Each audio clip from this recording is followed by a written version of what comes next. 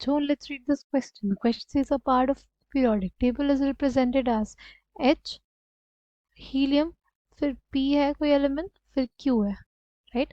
फिर R, S, T है.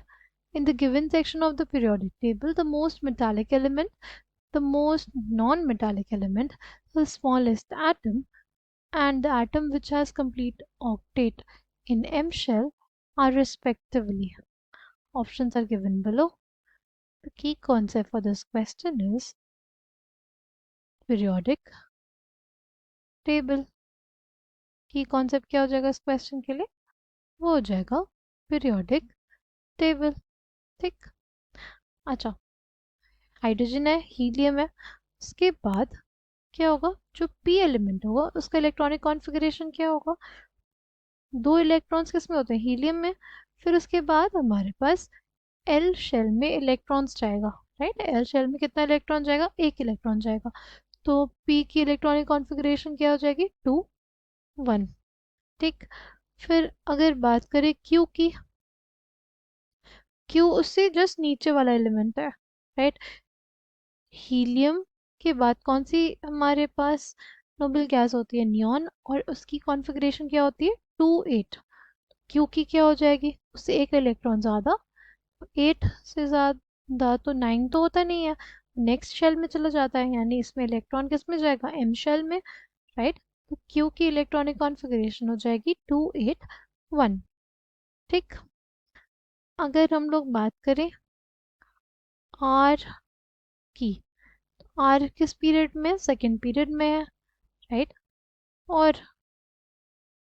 और इसमें एक इलेक्ट्रॉन कम है किससे? नोबल गैस से. 2 8 होती है नियॉन की इलेक्ट्रॉनिक कॉन्फ़िगरेशन, तो आर के लिए क्या हो जाएगी? 2 7. एस के लिए क्या हो जाएगी? 2 8 7. टी हमारा क्या है? एक नोबल गैस है, इसलिए हमारे पास क्या होगा? 2 8 8. इसमें इलेक्ट्रॉन्स होंगे इसके के एल और एम शेल में. ठीक.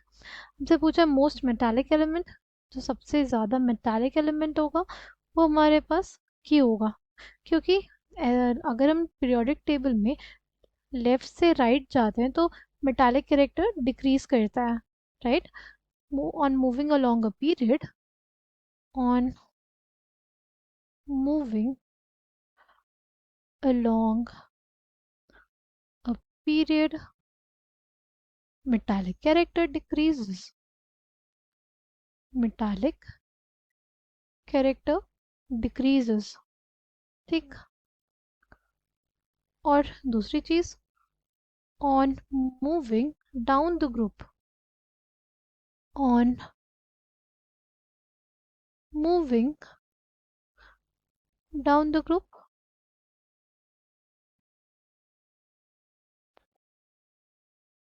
metallic character increases. Metallic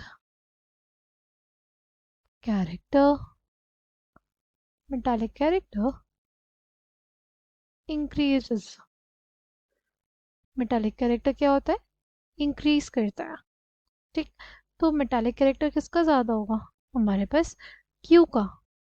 second period में अगर बात करेंगे, सेकेंड पीरियड में तो बात करेंगे तो पी का.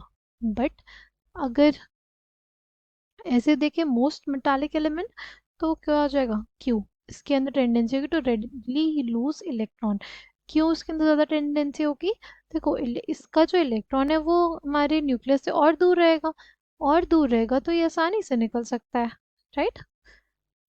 इस इलेक्ट्रॉन पे जो न्यूक्लियर चार्ज लग रहा होगा वो ज़्यादा लग रहा होगा, इस इलेक्ट्रॉन पे कम लग रहा होगा, क्योंकि इसका साइज छोटा है और इसका साइज बड़ा है. ठीक है. तो मोस्ट मेटालिक एलिमेंट हमारे पास क्यू हो गया. फिर मोस्ट नॉन मेटालिक एलिमेंट वो हमारे पास आर हो जाएगा, राइट? मैंने क्या बोला कि on moving down the group metallic character increase करता है, तो इसमें भी metallic character down the group जाने पे इंक्रीज करता है, यानी इसका मेटालिक कैरेक्टर ज़्यादा होगा, राइट? और नॉन मेटालिक कैरेक्टर किसका ज़्यादा रहेगा? आर का. तो क्यू का most metallic element, most non metallic element हमारे पास आर हो जाएगा. ठीक. फिर है स्मॉलेस्ट एटम हमारे पास आर रहेगा, राइट। स्मॉलेस्ट एटम क्या रहेगा, आर रहेगा, क्योंकि अलोंग द पीरियड जाने पे हमारे पास साइज डिक्रीज करता है, अलोंग द पीरियड जाने पे साइज डिक्रीज करता है, ठीक है। तो हमारे पास सबसे छोटा साइज इसका होगा, राइट। और डाउन द ग्रुप जाने पे साइज बढ़ता है, अलोंग द पीरियड जाने पे साइज डिक्रीज होता है। क्यों डिक्रीज होता है? डिक्रीज इस वजह से होता है क्योंकि एक इलेक्ट्रॉन से ज़्यादा फर्क किसका पड़ता है, एक प्रोटॉन के एडिशन का। एक इलेक्ट्रॉन के एडिशन से ज़्यादा एक प्रोटॉन के एडिशन का फर्क पड़ता है न्यूक्लियस में। न्यूक्लियस ज़्यादा पावरफुल हो जाता है, इलेक्ट्रॉन्स को तेज़ी से अपनी तरफ खींचता है, जिसकी वजह से साइज कम हो जाता है। तो स्मॉलेस्ट एटम भी हमारे पास क्या होगा, आर रहेगा, ठीक। फिर है the atom which has complete octet in M shell, complete octet in M shell, तो किसके पास है, ये हो गया के शेल, राइट। ये हमारे पास क्या हो गया, के शेल, ये एल शेल, ये एम शेल। एम शेल में ऑक्टेट किसका कंप्लीट है, टी का। The correct answer for this question will be option A, QRRT. I hope you understood it well. Thank you and all the best.